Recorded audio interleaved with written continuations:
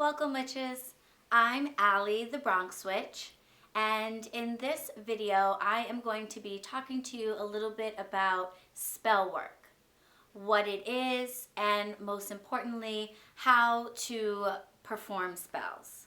So before we get started, if this is the type of material and content that you would like to receive from me, make sure to go ahead and like this video, subscribe to this channel, and leave me any comments or questions down below. The key to accomplishing spell work and accomplishing it on a consistent level is all about the mental part.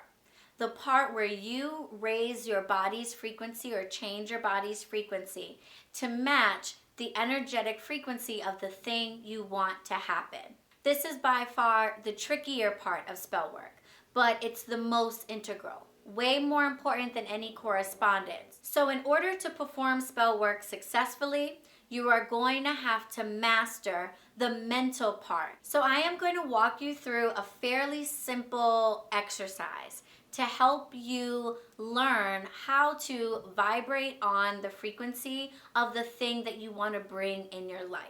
Before I get started breaking down the elements of the exercise, I have an important note to make. For those of you who are just starting out with spell work or haven't begun casting spells and are trying to learn how, I know it's going to be really frustrating and not fun to hear this because spell work is probably the most interesting part of witchcraft, and it's probably the thing that has drawn you to this path in the first place, right? We all want to cast spells. We all want to be powerful, and we all want to figure out how it is that a witch is able to make something out of nothing in the physical world. And I'm sure you are tempted to grab a spell or even write one and just get started with waving your wand and trying to make things happen. But I really encourage you not to do this. And I encourage you instead to learn the art of manifestation first and then begin performing spells. If you've already started performing spells and you're new at them and you're having inconsistent or unsuccessful results, I want you to take a pause on the spell work. It's kind of like, I don't know, training for playing in an athletic game, right?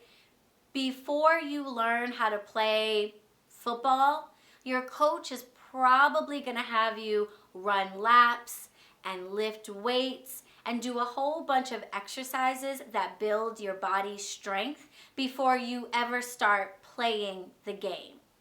And that's because if you start playing the game without the knowledge and the strength that you need to do it well, you're probably not going to be successful, and you're probably going to lose interest in playing the game in the first place. The same thing is true with spell work.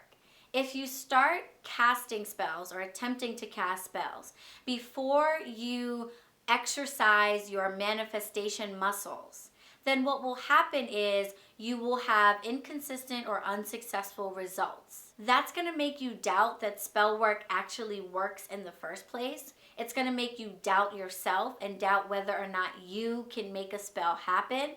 And the more doubt you have, the less likely it is that you're going to be able to get your body to vibrate on the frequency you need it to.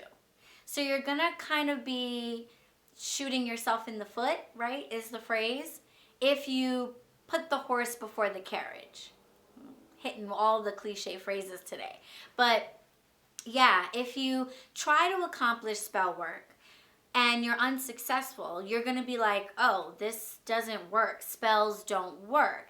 And if that's in the back of your mind, then the next time you try to cast another spell, it's really unlikely that your body is going to be able to vibrate on the frequency of the thing that you need. So you're going to have that doubt standing in your way and holding you back. So it's really important that you start trying to manifest first, aka start working on getting your body to vibrate on a frequency on command first, so that you can gain the confidence that you can do that. Then you can take that skill of manifestation and add it to your intentions, and boom, now you are casting spells. So I'm going to walk you through a pretty straightforward manifestation exercise that I found really helpful. And I basically took it from The Secret. They talk about doing this same thing, but I kind of just expanded on it to make it like less of a concept and more of like an exercise. And what we're going to do in this manifestation exercise is we are going to manifest a cup of coffee.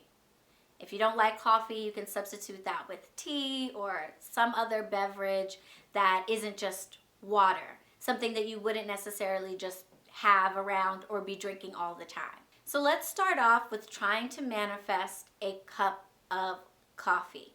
The idea is you want to desire and think about a cup of coffee and make that cup of coffee happen in your day. We want to bring coffee into our lives, bring coffee into our day.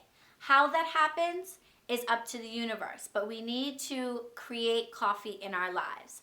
Maybe we make the coffee, maybe we go buy the coffee, but that's not the plan. We're not just going to say, I want a cup of coffee, so I'm going to go buy a cup of coffee. Look at that, I manifested a cup of coffee. We want to set the intention, and then by the end of the day, a cup of coffee happens. So you can do this exercise at any time of the day. I recommend doing it in the morning just because it gives you the whole day to see it happen, but entirely up to you. But let's say you start off your day with this exercise. The first thing that you want to do is meditate. You're going to sit somewhere comfortably, cross-legged, not cross-legged, whatever, but just sit somewhere that you can be comfortable, preferably where it's quiet, and we're going to meditate on coffee. You can do this silently in your mind, or you might find it effective to talk out loud. And that's the reason why spells typically have wording that goes along with them. When you speak words, a lot of times it's a little bit easier for you to focus in on what you're thinking about, but entirely up to you. The idea is during this meditation, we want to think about ourselves having coffee. So we're not going to think about and we're not going to use words that indicate that we want coffee, right? We're not going to think about how much we would like coffee or how we don't have coffee now. Instead, we are going to think about or talk about having coffee. So I want you to think about or talk about how that cup of coffee is hot in your hands, how you feel the warmth of the coffee and smell the scent of the coffee. We're going to think about or talk about what this coffee feels like, how it feels in our mouth. Is it hot? Does it burn our tongue? Does it feel warm on the way down? We're going to think about how that coffee makes us feel, that initial spark of energy that we get from the coffee entering our system. Everything that we do in this meditation is about vibrating on the frequency mentally or out loud of having the coffee. Remember, the idea behind the law of attraction is that like things attract like things. So if you focus on wanting coffee, then you are going to attract wanting coffee, which isn't really the idea. We want to actually have the coffee.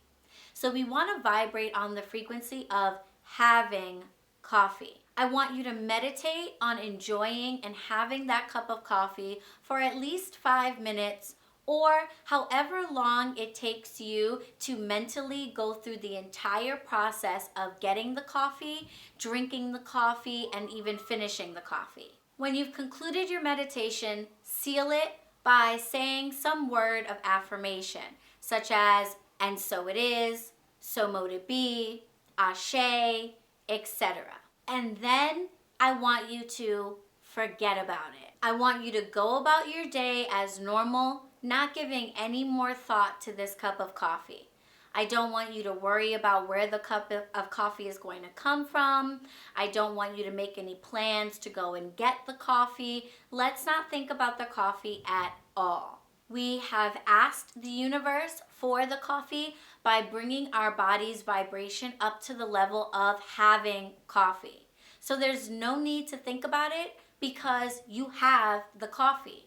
You may not physically have it in your hand yet, but you already have it from a vibrational perspective.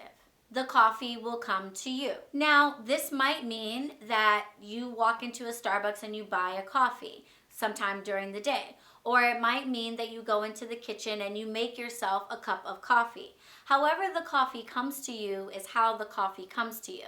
And you didn't like break the rules or anything if the way you get the coffee is through your own action.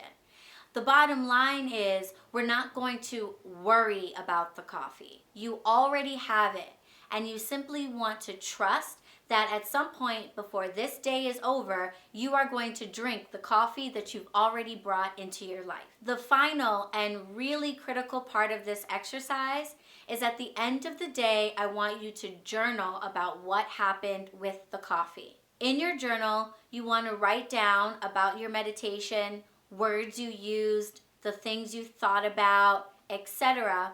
And then write about whether or not, in fact, you enjoyed a cup of coffee before the day ended and your thoughts about why that happened or why that didn't happen. If you did receive that cup of coffee, in your journal, you want to talk about why you believe you were successful. Was it because you did a really good job of seeing, feeling, and enjoying the coffee in your meditation? Do you feel like you did a really good job of forgetting and not worrying about the coffee? Whatever it is that you think really helped you, you want to make a note of because you're going to want to replicate that for future manifestations. If you didn't get a cup of coffee before the end of the day, you want to talk about why you think that might not have happened.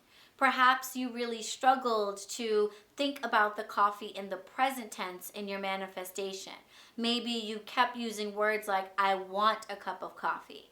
Or perhaps after the meditation was over, you found yourself worrying all day about when you were going to get your cup of coffee. Whatever it is that you think interfered with you getting the coffee, you want to make a note of that as well, because that's something for you to work on in your future manifestation exercises. And then we're going to get up the next day and we're going to do it all over again. Whether you got the cup of coffee or you didn't, we're going to keep working on this manifestation. And the purpose of continuing to work on this same manifestation, whether it was successful the first time or not, is because you want to get to a point where you know with absolute certainty that if you manifest your coffee, you will have your coffee. That confidence in your ability to manifest this small, innocuous thing, this cup of coffee, is really critical to being able to manifest bigger things like love or $1,000 or a brand new job or a new home. I want you to continue this manifestation exercise until you get to a point where you can manifest a cup of coffee every single day of the week. Coffee is something that is pretty readily available. It's easily accessible, and it's not something that's like so strange that it's unlikely that you will encounter coffee in your day. So once you get really comfortable with manifesting coffee in your life, you can start working on exercises to manifest things that maybe don't come as easily. For example, maybe move up to $1. Now you want to manifest finding $1 or getting $1, having $1. We find change or dollar on the floor from time to time. We sometimes pull out a pair of jeans that we haven't worn in a while and stick our hands in the pocket and find $1 that we forgot about. $1 is a pretty accessible, easy thing to come across, but it's a little less frequent than a cup of coffee. After working on manifesting the $1 for a while every day, maybe we move on to something that's even less frequent, like a phone call from a family member or a friend that you don't speak to on the phone very often. It's up to you when you want to start doing spell work, but start off with the coffee, then work your way up to less frequent, more harder to come by things. Again, following the same principles of meditating and envisioning yourself already having that thing, letting it go, and not worrying about it for the rest of your day, and then journaling at the end of the day about whether or not that thing manifested and how or why you think that happened. So I really hope that you found this video helpful. If you did, or if you just liked it, make sure to give me a thumbs up. If you have any comments or questions, like I said, leave them for me down below. And of course, subscribe. Click on the bell button so you're notified every time a new video comes out. You can follow me on Instagram at BronxWitch, and I will see you in the next video. Blessed be.